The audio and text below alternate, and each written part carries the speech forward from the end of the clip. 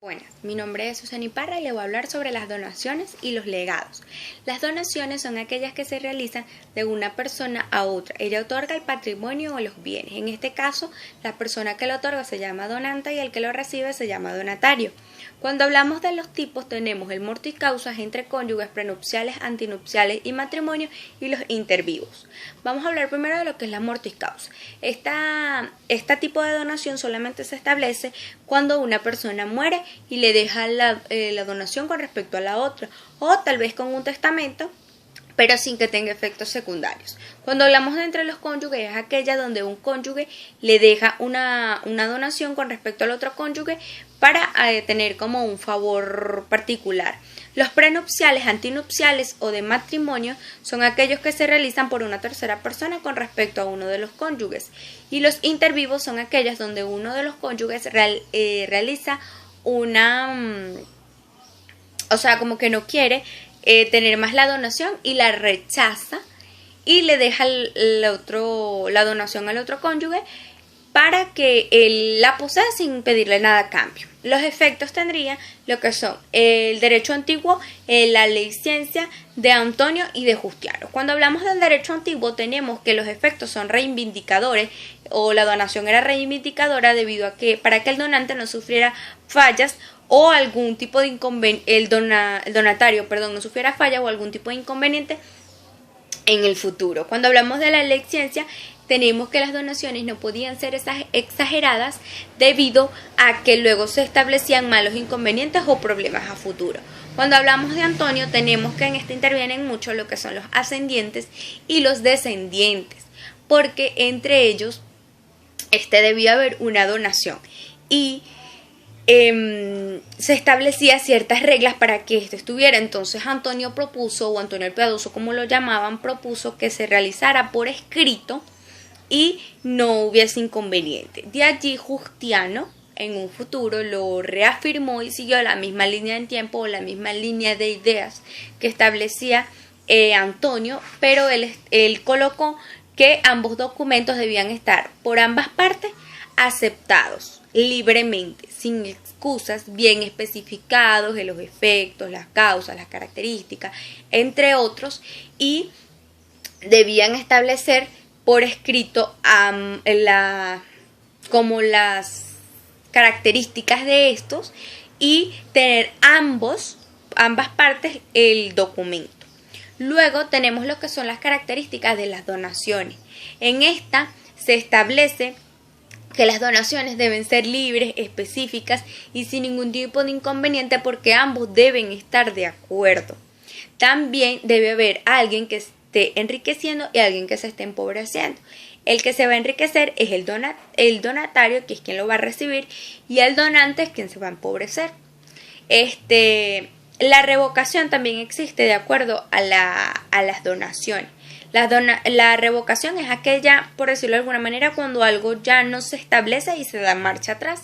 Entonces, en estas se establecían pero en ciertas características, por ejemplo, por la muerte o en dado caso que no cumplieran con los requisitos necesarios, la alimentación o lo que establecía, ya ahí se revocaba la donación como tal porque sufría daño el donatario como tal.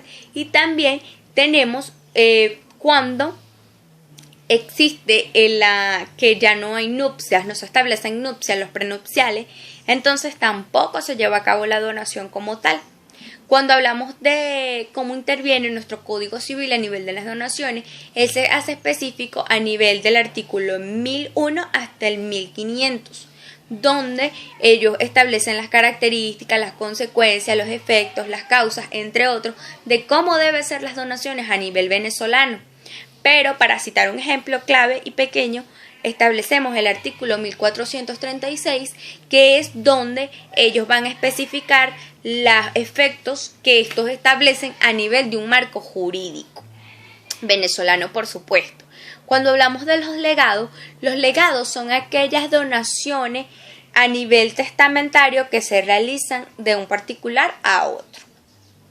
Esto tiene ciertas características. Se debe hacer solamente por un testamento y debe haber un heredero clave que esté en consecuencia de esto.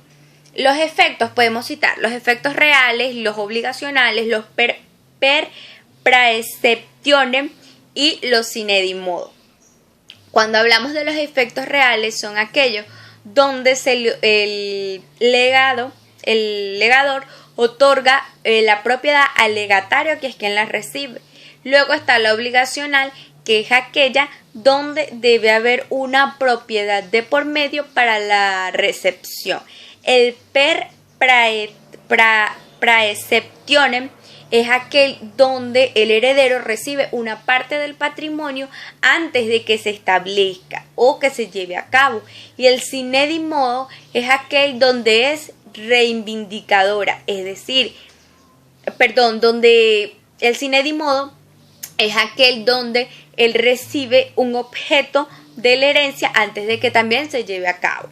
Cuando hablamos de los sujetos, para citarlos más clavemente, deben haber unas personas que lleven unos títulos a nivel de los legados. En este caso sería el legador, el heredero y el legatario. Tenemos lo que es el legador, que es aquella persona que otorga el bien o el patrimonio. Tenemos el heredero, que es aquella quien lo va a recibir de una manera jurídica y más específica. Y tenemos el legatario, que es aquel quien lo va a recibir directamente del legador.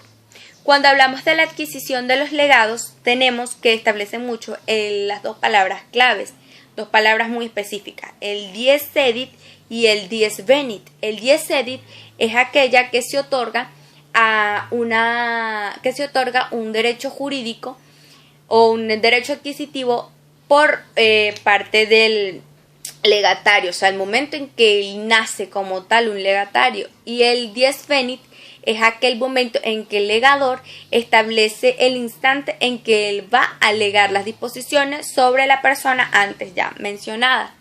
Cuando hablamos también de las restricciones, por supuesto que las hay, anteriormente se establecía que era libre los legados y no había ningún tipo de inconveniente. Pero llegó un momento en que colapsó y habían diferentes problemas. Entonces se establecieron lo que fueron la ley Furia y la ley testamentaria para que regularan de manera específica las restricciones y mantuvieran ciertas características para que no hubiesen problemas a futuro. Ya para culminar mencionamos lo que son los fideicomisos y los colicios. Los fideicomisos es aquella sucesión que se realiza a nivel particular. Esta se divide entre herencia y particular. La herencia es aquella que se le otorga la sucesión a una sola persona y las particulares son aquellas que se le otorga a nivel de terceras personas.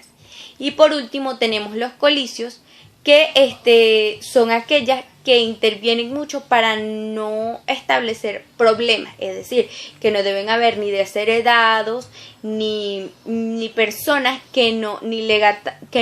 tampoco legatarios que no pueden estar, o sea, personas que no puedan recibir las sucesiones como tal. En eso consiste. Muchas gracias, esto fue todo.